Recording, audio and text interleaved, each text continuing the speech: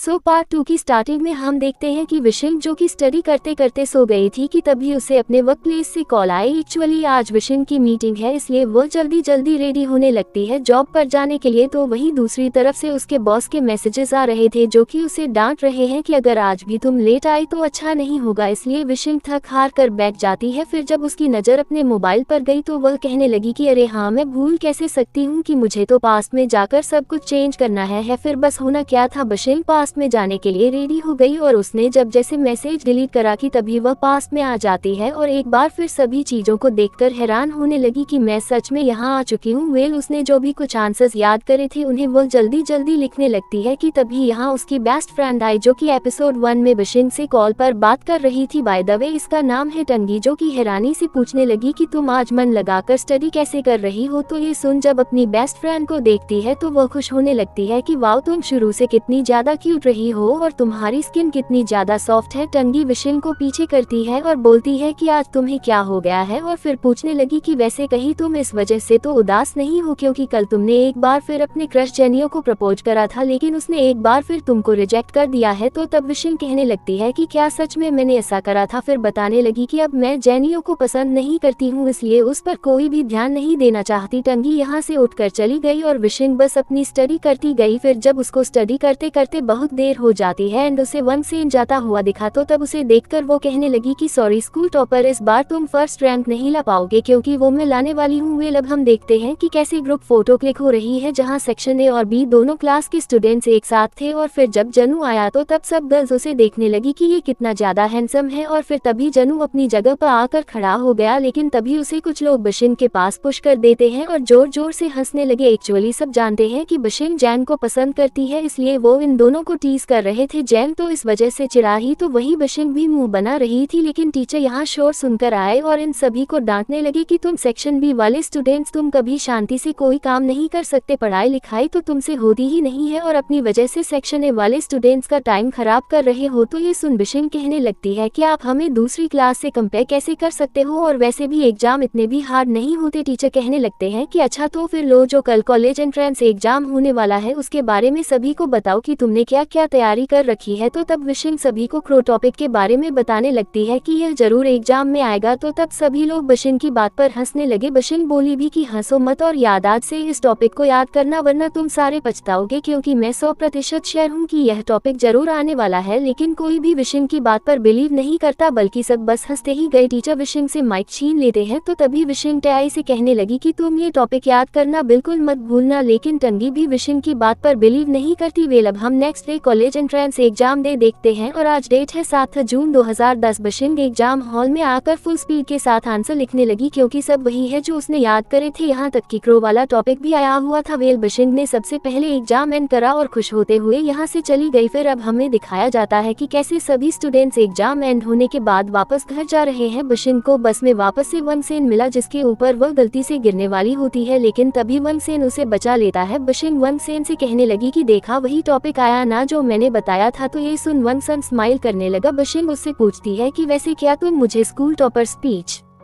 लिख कर दे सकते हो, क्योंकि तुम तो हर साल लिखते ही हो, लेकिन इस बार उसकी जरूरत तुम्हें नहीं बल्कि मुझे पढ़ने वाली है। तो ये सुन वन सेन हैरानी से विशिंग को देखने लगता है, लेकिन कोई रिप्लाई नहीं देता और फिर बोला कि देखो वहाँ खाली सीट है, हम बैठ जाते हैं। और फिर तभी ये दोनों सीट पर बैठ गए। अब नेक्स्ट सीन में हम देखते हैं कि विशिंग अपने घर आ चुकी है, जहाँ आज वह बहुत ज्यादा खुश है और अपनी मॉम को बता रही है कि मॉम मेरा एग्जाम बहुत ही ज्यादा अच्छा गया, आप देखना मैं सबसे अच्छी वाली यूनिवर्सिटी में एडमिशन लूंगी। तो तब मॉम कहती है कि यूनिवर्सिटी के सपने बाद में देखना, पहले कम से कम पास हो जाओ। तो तब विशिंग छिड़ गई कि मॉम आपको ऐसा क्यों लगता है कि मैं कुछ भी नहीं कर सकती हूँ। अब हम देखते हैं कि 6:30 होने वाले हैं, इसलिए मॉम बोली कि तुम्हारी डैड भी घर आने ही वाले होंगे। तो ये सुन विशिंग बैठकर अपना मोबाइल यूज करने लगी कि तभी अचानक फिर से ठीक 6:30 पर मोबाइल में कुछ होता है और इस बार विशिंग थोड़े बहुत मैसेजेस देख भी लेती है जो कि लाइट हाउस इंसिडेंट के बारे में थे। और फिर तभी टाइम ट्रेवल हो गया और विशिंग वापस से प्रेजेंट में आ गई, जहाँ जब तब जैसे ही वो उठी तो उसको सबसे पहले अपने ऑफिस से कॉल आई, तो वही मॉम भी डांट रही होती है कि तुम्हारा मोबाइल कब से रिंग हो रहा था, तुम आंसर क्यों नहीं दे रही थी। तो तब जाकर विशिंग रियलाइज करती है कि वह प्रेजेंट में वापस आ चुकी है एंड इस बार भी कुछ चेंज नहीं हुआ अचानक से प्रेजेंट में आ जाने की वजह से। फिलहाल विशिंग जल्दी से भागती हुई अपने वर्क प्लेस आई जहाँ मीटिंग स्टार्ट हो चुकी थी। विशिंग कोशिश करती है कि बॉस उसे नोटिस नहीं कर पाए और वह चुपचाप अपनी सीट पर जाकर बैठ जाए, लेकिन ऐसा हो नहीं पाता है, यानी कि विशिंग की गलती की वजह से विशिंग को बॉस ने नोटिस कर लिया और फिर उसको काफी ज्यादा डांटा। अब हम देखते हैं कि इनकी मीटिंग में ये डिस्कशन हो रहा था कि जू में ऐसे कौन कौन से चेंजेस कराए जाए जिससे और ज्यादा पब्लिक इनके जू में आए। इसलिए बॉस एक 10 साल पुरानी एक्टिविटी दिखाते हैं जो कि वाटर से रिलेटेड थी और फिर बोले कि हमें भी यह एक्टिविटी थी अपने जू में करानी चाहिए। तो तब उसे देखकर विशिंग पुराना टाइम याद करने लगती है कि कैसे उस टाइम में ये सब हुआ करता था और फिर याद करती है कि जब मैं एक कंपटीशन में से शूज विन करने के बाद जेनियो के पास लेकर आई थी उसे वह गिफ्ट करने के लिए, बट जेनियो ने उन्हें लेने से साफ मना कर दिया था। विशिंग कहती है कि अच्छा चलो कोई नहीं, कम से कम मेरे साथ स्टेज पर तो चलो, मैं तुम्हारे लिए सॉन्ग सिंग करूंगी, बट वह ये भी करने से मना कर देता है, ये बोलकर कि तुम्हारे साथ स्टेज पर जाकर मुझे अपनी इंसल्ट नहीं करानी है, यानी मेरे लिए कितना शेमफुल होगा तुम्हारे साथ स्टेज पर खड़े होना। और फिर तभी वह यहाँ से चला गया। तो तब विशिंग बेचारी चुपचाप खड़ी रह जाती है और समझ नहीं पाती है कि आखिर जेनी मुझसे इतनी नफरत क्यों करता है।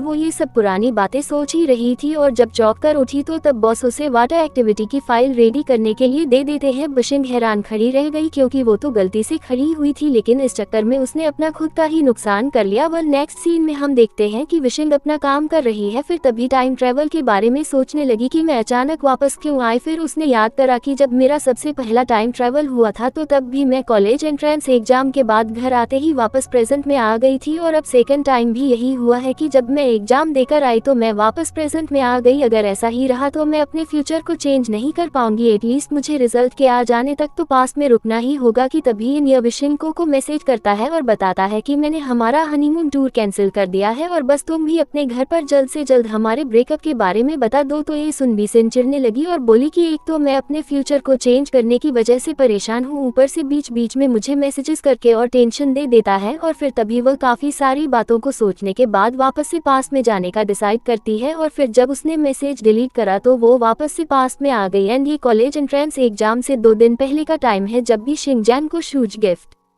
कर रही थी और वह उन्हें लेने से मना कर रहा था, इसलिए इस बार वह उन शूज को ही उठाकर फेंक देती है और बोलती है कि हाँ तुम्हें ये दे भी कौन रहा है। तो तब जेनियो उसे हैरानी से देखने लगा और चला गया कि भला इसे अचानक क्या हो गया। विशिंग जब अकेली खड़ी होती है कि तभी एक वाटर बॉल उसे आकर लगती है जो कि गलती से वनसेन ने उसे मारी थी, इसलिए वो विशिंग के पास आकर उसे सॉरी करने लगा। विशिंग कहती है इट्स ओके और फिर तभी वह यहाँ से चली गई। जिसके बाद अब हम नेक्स्ट डे देखते हैं जहाँ वर्सिंग और उसकी बेस्ट फ्रेंड टंगी दोनों साथ में बातें करते हुए जा रही थी। टंगी विशिंग से ज्यादातर जेनियो के ही बारे में बातें कर रही थी कि वैसे जेनियो कितना ज्यादा परफेक्ट है, यानी बास्केटबॉल में भी अच्छा है और काफी ज्यादा हैंडसम भी है। तो तब विशिंग कहने लगती है कि हाँ वो इन दोनों चीजों में अच्छा तो है, लेकिन जो सबसे ज्यादा इम्पोर्टेंट है यानी कि स्टडी, उसमें वो बिल्कुल भी अच्छा नहीं। तो तब विशिंग की इस बात को जेनियो भी सुन लेता है, इसलिए आकर कहने लगा कि दूसरों को कुछ कहने से पहले खुद को भी देख लेना चाहिए, यानी तुम कौन सी स्कूल टॉपर हो। और फिर तभी चिरतला यहाँ से चला गया। तो तब ये दोनों चुप खड़ी रह गई। अब हम एक बार फिर कॉलेज एंट्रेंस एग्जाम दे देखते हैं जिसको एक बार फिर विशिंग ने अच्छे से दिया, यानी जो सब आंसर्स उसे याद थे। और फिर जब बस से वापस घर जा रही होती है मन ही मन ये बोलते हुए कि गॉड प्लीज इस बार मुझे फ्यूचर चेंज होने से पहले वापस प्रेजेंट में मत भेज देना। कि तभी हर बार की तरह वनसेन आज भी को बस में मिलता है जो कि अब भी वाटर बॉल को गलती से विशिंग को मारने के लिए उसे सॉरी कर रहा था। विशिंग कहती है कि तुमने उस दिन सॉरी कर तो दिया था, इसलिए तुम बार बार सॉरी क्यों कर रहे हो। एंड ये क्या तुम म्यूजिक सुन रहे हो, प्लीज मुझे भी सुना दो ताकि मेरा थोड़ा स्ट्रेस कम हो सके। और फिर तभी वनसेन के साथ सॉन्ग सुनने लगी। तो तब वनसेन को कहीं ना कहीं अच्छा फील होता है विशिंग के ऐसे क्लोज आकर। अब हम घर का सीन देखते हैं जहां विशिंग नर्वस है कि पहले ठीक 6:30 पर मैं वापस प्रेजेंट में चली गई थी, अब दोबारा ऐसा नहीं हो जाए। लेकिन इस बार 631 हो जाते हैं और विशिंग अभी भी पास में ही थी, इसलिए काफी ज्यादा खुश होने लगी कि इसका मतलब इस बार मैं वापस नहीं जाने वाली हूँ। लेकिन जब वो मोबाइल पर अपनी बेस्ट फ्रेंड यानी टंगी से बातें कर ही रही होती है कि तभी थोड़ी बहुत देर के बाद फिर से एक न्यूज़ की नॉनस्टॉप मैसेजेस बशिन के पास आने लगी, जो कि यह है कि स्कूल टॉपर वंगसेन ने लाइट हाउस पर से जंप मारकर सुसाइड कर ली है। तो तब बशिन के होश उड़ गए ये सब रीड करके कि क्या वंगसेन ने, और अब इससे पहले कि वह और कुछ सोच पाती कि तभी एक बार फिर टाइम ट्रेवल हुआ और वह वापस से प्रेजेंट में आ गई। और अभी तक शौक है कि क्या वंगसेन ने सुसाइड कर ली थी, लेकिन उसने ऐसा करा क्यों, जबकि जब आफ्टर एग्जाम वह मुझे बस में मिला था तो एकदम ठीक था। फिर वह अपने माइंड का यूज करती है जिससे उसे रियलाइज होता है कि इसका मतलब मैं अपना फ्यूचर वंगसेन की डेथ की वजह से चेंज नहीं कर पा रही हूँ, क्योंकि उसकी डेथ होते ही मैं से प्रेजेंट में आ जाती हूँ। इसलिए अगर मुझे अपना फ्यूचर चेंज करना है तो सबसे पहले मुझे वंगसेन को प्रोटेक्ट करना होगा, यानी उसे सुसाइड करने से रोकना होगा। और बस फिर इसी सीन के साथ यह पार्ट यहीं पर एंड हो जाता है।